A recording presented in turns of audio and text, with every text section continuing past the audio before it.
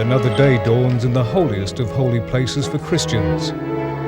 At the site where Jesus was crucified and buried, Ethiopian monk Bodiless unlocks a tiny church called the Chapel of the Four Bodiless Living Creatures. This should be a sanctuary for worship, but something very unsanctimonious is happening here. Bodiless is feeling nervous because the keys he holds are hot property. He and the other Ethiopians are accused of taking over someone else's church. Why they took it from us? Why? Why? And in a very bad way.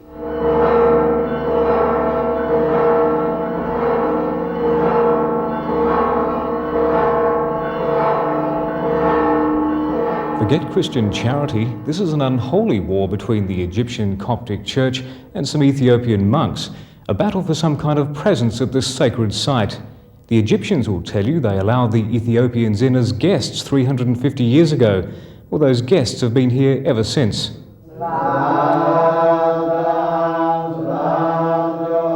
The Ethiopians are one of the smallest Christian sects in the Holy Land, but they trace their history back to the biblical Queen of Sheba. As well as the two chapels they occupy, they've managed to take over a monastery next door. The tiny mud brick cottages offer a tranquil atmosphere for meditation. Egyptian church leaders don't allow their followers here anymore, and even the Egyptian government has banned pilgrims from visiting what it regards as occupied shrines. But the Ethiopians are in no doubt about their claim for this place. Their archbishop told me that for the last 1600 years this has been their holiest site. The Ethiopians really believe they own this place. They claim they even held the deeds, but back in 1838 the Egyptians seized them and burned them. But they waited until 1970 to really take over. While the Egyptians were at Easter Mass at a church not far from here, the Ethiopians moved in and changed the locks. It means that it is a Coptic heritage, a Coptic ownership, a Coptic rights.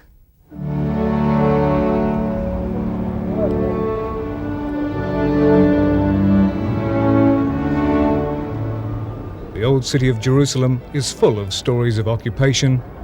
The city itself has been occupied by the Israelis since the 1967 war. Now Jewish administrators sort out Christian disputes. The Israeli High Court has ruled that the chapels and monastery belong to the Egyptians. But 22 years after that decision, no one is prepared to force the Ethiopians out. The government is looking more or less for a compromise, and a compromise in the holy places is very difficult to reach, so it takes time.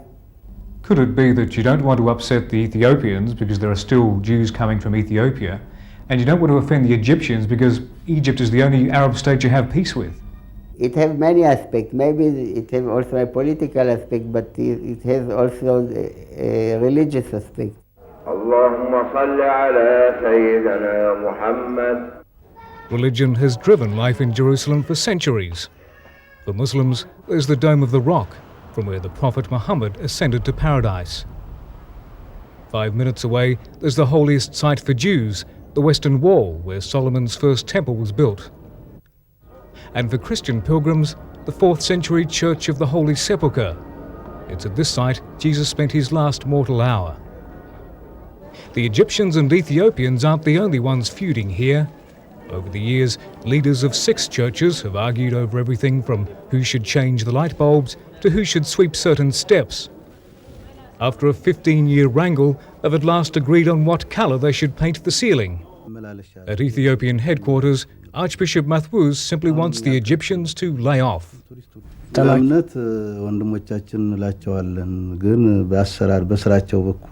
They have their own sites, he told me. We're disturbed by their behaviour.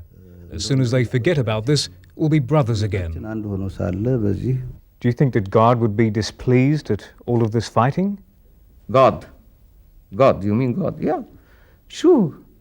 But I like to get our rights, but in very peaceful and civilized manner.